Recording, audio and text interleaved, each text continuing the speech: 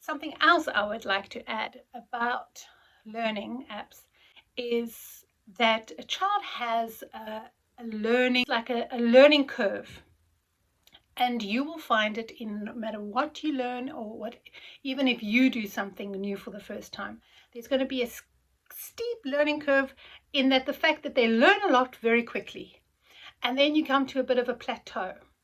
And be aware of this plateau, because it lasts for a while and then they'll go off again.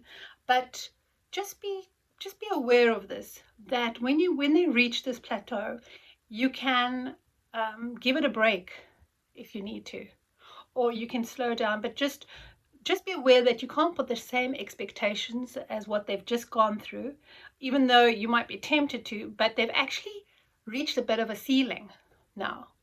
The work becomes a little bit more abstract, or they've had to apply something that they're not quite ready yet.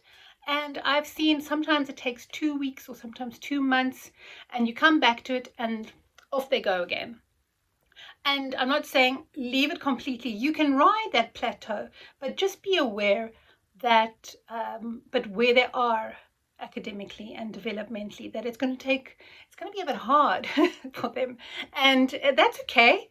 You know, there's nothing wrong with things being difficult, but to push through and just to have that support from you as a parent, and they might need a bit more input from you and a bit more encouragement to take things. You can maybe cut the lesson in half, because with if I remember correctly, with reading eggs, there's certain stages within one lesson that you have to complete. So you can cut it in half, or cut it in 3, and say, okay, let's just do these 3, and then tomorrow we'll do the next.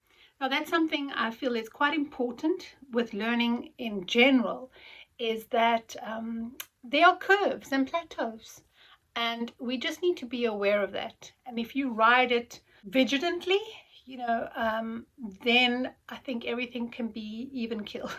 But if we expect the same thing all the time, that's when we can get into a bit of struggles and maybe battle of wills. And just realize, if a child is like pushing against something, just check if they haven't perhaps hit a plateau in whichever learning they're busy with. And then you just back off a little bit, and then you'll find that it's time. It's not really skill, it's more time. Once a little time has lapsed, then they're there again. And I can't say what is that time period, because it'll be different for each child. It'll be different for each subject, or for whatever they're busy doing.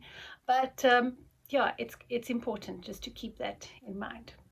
So I hope that you are encouraged just to use these as a tool. As with anything, with homeschooling, any curriculum, it's just a tool in your hand, and it's how you use it, and what works for the one doesn't always work for the other. So it's just a trial and error that you have to do.